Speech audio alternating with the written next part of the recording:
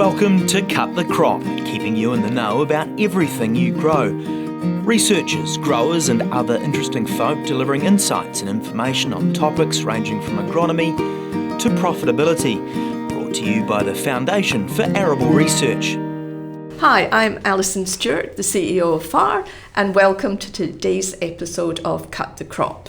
And we're talking precision agriculture today with Allister Holmes from FAR, based up in the Waikato, and you have a passion for digital technologies and how they can be used. And so we're going to specifically talk about yield maps and how yield maps can be used by growers to sort of help them work out what their gross margins are.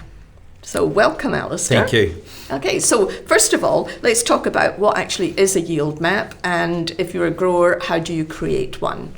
Okay, well generally growers of a commodity crop, a bulk crop such as any of the cereal grains or maize grain or even a forage crop, measure their yield in tonnes per hectare based on the whole paddock average.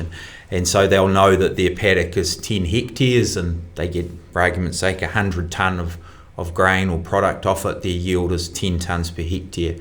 So some years ago, I think there was quite a bit of a revolution when people started surveying their paddocks and suddenly realised that their 10 hectare paddock was not necessarily 10 hectares, so they're getting a more precise understanding of exactly what their yield per hectare is from that paddock. And in the early 1990s, John Austin had one of the first yield monitors fitted to his grain combine and started producing yield maps for paddocks. Now, the way a yield map is generated is every second that the harvester is in the paddock harvesting, it is recording the exact GPS location and the exact throughput of grain at that second, as well as moisture, and in some more advanced harvesters, protein and other quality characteristics. So after harvesting a typical paddock, you'll have a whole series of data points gathered every second with the location and the point yield at that location. That can then be mapped to generate a map showing the general trend in yield, and it's not telling growers anything new when they know that certain parts of their paddock are performing better than other parts of their paddock. And so by taking that data and analysing it through some specialist software, you can generate effectively contour maps looking at the yield performance in the paddock. And what you often find is that if a paddock, for argument's sake, yields on average 10 tonnes per hectare, there'll be parts of that paddock that are yielding 14 tonne per hectare or more, but there'll also be parts that are yielding 6 tonnes per hectare or less. And so understanding that variation is valuable. So is this something that the growers can do just as a one-off in 1 year, or is the value in capturing this data over multiple years? The short answer is yes, it can definitely be done off 1 year's data, but I think to start making decisions about how you're going to manage your paddock and subsequent crops based on 1 year's harvest data is high risk, especially when a lot of the variation that we see in paddocks, particularly in the unirrigated North Island, is determined by the weather we have in any given season. So in a dry season such as we're experiencing in the North Island or nationwide, you see that the lighter soil types perform poorly, but in a wet season they often perform the best because they have the less waterlogging around the roots. So the more years data, the better. I think a minimum of 3 years data to start making some decisions around what you'll do in subsequent crops. And the other thing that's important to note is the fact that you don't have to grow the same crop to use the data. So if you grow barley 1 year and maize the next and wheat the following year, you can normalise those data sets so that effectively, rather than looking at the differences in tonnes per hectare, you're looking at differences as a percentage based on the average. Yeah. So once you've got your yield map, what's the next stage then for you to be able to translate that information into something useful from the point of view of understanding which bits of your paddock are profitable or not? So the work we've done as part of the Sustainable Farming Fund project has effectively looked at breaking paddocks down into three areas.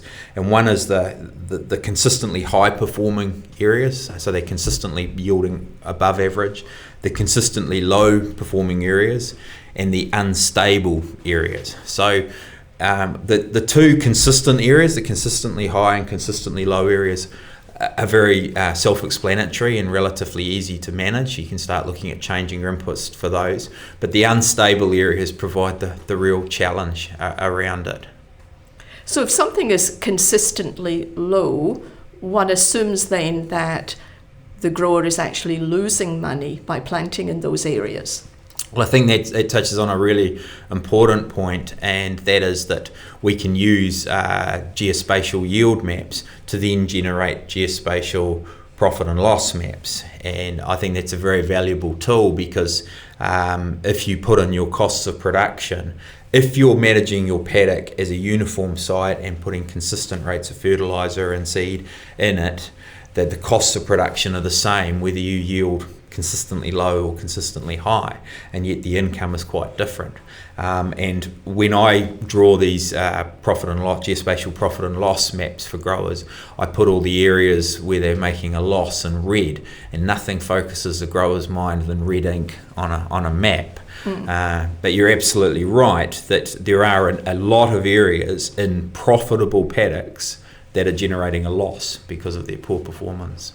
So how common is it for growers to be doing this, to be looking at their paddocks in this way and making judgments? Because presumably it's then linked to, if you know that you've got a consistently low performing area, you will want to manage that in a different way to the rest of the paddock. So it comes into sort of variable rate applications of fertilisers or water or whatever. Absolutely, and I think the essence of this is around putting the inputs at the right inputs in, and the right time, the right rate, and in the right place. And by doing that on a geospatial level, you have a higher resolution. How many growers are using yield maps? A lot of growers use yield maps. A lot of growers generate a paper yield map of their crop, and a lot of contractors, particularly in the North Island, will send their clients yield maps that show the difference in yield across the paddock. When we ask how many growers are taking that through to a geospatial profit and loss map, the answer is not many. And not many are, because the tools involved in manipulating the yield data to undertake the profit and loss analysis and map it are not the easiest to use. They're like anything, you need quite a lot of initial time to invest into software up front to get the benefits from it. And so not many growers have embraced that. So is it something that growers could learn to do themselves, or is it something that you think that growers will get their agronomist or consultants to do for them? I think there's always the early adopters, and there's some growers out there who have been doing this for years and run the software themselves. But there are a lot of growers who know they should be doing it, but don't have the time to dedicate to the product, to the software product to develop these maps. So I think it's definitely a case that agronomists and support companies can help growers do this. So there are certainly some agronomists in the South Island who do this. And so what's FAR's role in this? Have we been involved in trials on growers' properties looking at this as a demonstration of the value? Yep, so as part of the Sustainable Farming Fund project that's just finished after 4 years, is we undertook geospatial yield maps and geospatial profit and loss maps on various different crops. So maize grain, maize silage, barley, wheat, potatoes, and looked at the difference in geospatial yield, but also carrying those through to geospatial profit and loss.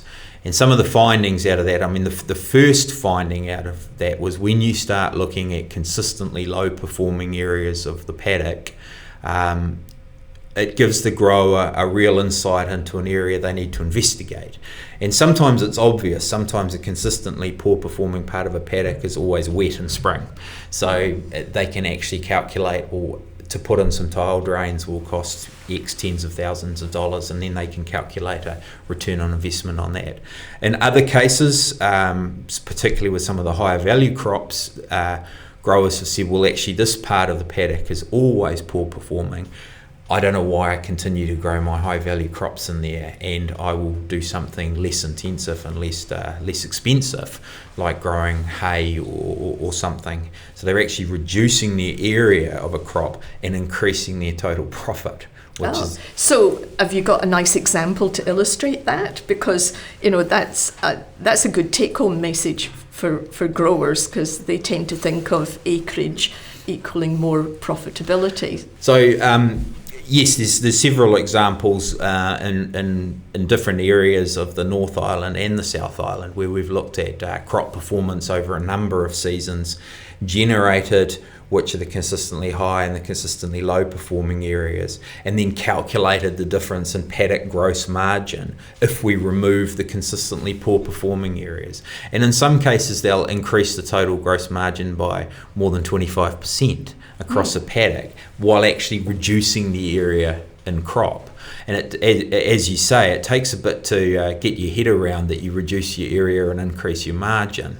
But what it also does is it reduces the input of inputs, whether it be fertiliser and irrigation in particular, to areas that aren't going to fully utilise them, and therefore reduces the risk of those being lost. Yes. From the system. So there's actually a number of benefits. And then you've got the option of trying to think about what you might want to do with that bit of land that you've taken out of that particular crop. Yep. And as you say, it could go into a lower value crop, or it could go into some biodiversity planting, yes, or setback or whatever. Absolutely. So that's exactly right. So one case in particular in South Canterbury where potatoes was part of their rotation, we quickly discovered that anywhere in a potato crop outside the reach of the centre pivot irrigator was losing money, and losing quite significant amounts of money per hectare. So the grower decided, well, it's easy. In future, I won't grow potatoes outside the coverage of the centre pivot irrigator. And in their specific case, they're always growing some hay, so they just have an area of hay that's in the corner of one paddock that they add to a crop in an adjacent paddock. But as you say, it also is the opportunity to plant, and we've seen this around the Waikato, where they've planted something like borage or phacelia or something as a biodiversity planting, or even possibly a longer term crop such as trees. Yeah. So, this is one really nice example, and it's actually quite a simple example of how growers can use, digital technology to create real value to their farm business. What are the other sorts of things that you've been looking at that really are quite simple and should be able to be taken up by the industry quite quickly? Well, I think in following on from what we've just been talking about, what we're talking about here is site-specific crop management. So in a paddock where you have high-yielding areas and low-yielding areas, you're managing the crop to that specific area. And for a crop where you're averaging, say, 10 tonnes per hectare, and you're putting fertiliser on for 10 tonnes a hectare, and yet parts of that paddock are 14 tonnes per hectare, you've got to ask yourself, if you start fertilising the part of that paddock for 14 tonnes, how high can it go? So initially, a lot of people, when you talk about poor performing and good performing parts of a paddock, they want to try and even it up by putting more inputs on the poor performing area. And we find that generally isn't the case, because it's not a fertiliser issue that's limiting it. It generally tends to be a soil texture issue or something like that. So you're really managing the inputs to the performance of that particular area. So we've done the hypothesis in some work we did around maize seeding was that by increasing the seeding rates in those high performing areas and decreasing the seeding rates in the low performing areas, we would be able to increase the gross margin across the board. And what we effectively found, and this is supported by a number of pieces of international work, is that in general we're planting at too high seed rates for what is for the yields we're achieving in our maize crops, and that's across all three areas. Why we would see a yield increase from increasing the seeding rates in the high performing areas. When we broke that down to gross margin, there wasn't a gross margin increase in those high performing areas because of the increased seed cost involved. So growers need to have a very critical understanding of their costs of production, and I think that's a key message from all this. Yeah, and it is, I mean, it's something that I guess it's hard. We tend to look at productivity, and if you can produce, high tons per hectare, you feel that you've been successful. But really, at the end of the day, it's how much money you're making off that hectare that should be driving it. And I think that the precision agriculture space and the digital agriculture technologies that are out there are going to really add value to that profitability, maximising profitability. Yes, absolutely. And we're lucky at the moment that we have so many tools in the arable system that are constantly recording data. They're recording the output of fertiliser and seed. They're recording the yield when we harvest. So we have the data there, and often growers have the data. They just don't fully know how to manipulate it in a way that can provide them with some good information for changing how they manage crops in the future. So, any lasting words of wisdom for our growers out there? Well, I think the key thing for me is that a lot of growers, when they start talking about yield monitoring and creating these multi-year yield maps, is they say, oh, we don't have a yield monitor yet, or if I start now, I won't get any real value for 5 years. Is to say, well, start now, because if you don't start, you'll never get your first 3 years data. And so we're finding this technology is becoming cheaper and cheaper all the time and more available. But there are some frustrating things. I was asked to go and visit a grower in the Canterbury region who had a 1 or 2 season old combine, and went to see them, talk to them about yield mapping, and explain to them how I was pretty confident that their combine would have had yield mapping facilities on it. So we went out into the paddock, and I was pleased as we approached the harvester that I could see a GPS on the roof, and therefore it had the ability to record yield data geospatially. We got into the cab, and there's a yield monitor there, and then realised quickly that while there was a yield monitor there and a GPS that had been collecting this data every second during harvest, there wasn't a data card in the back of the monitor. So this data had been collected every second and lost every second.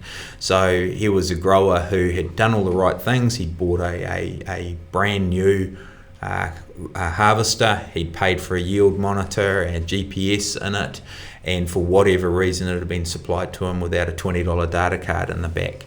And that sort of thing does your head in. Another situation, a contractor in the North Island was having his yield monitor alarming and pinging at him, and he just kept overriding it.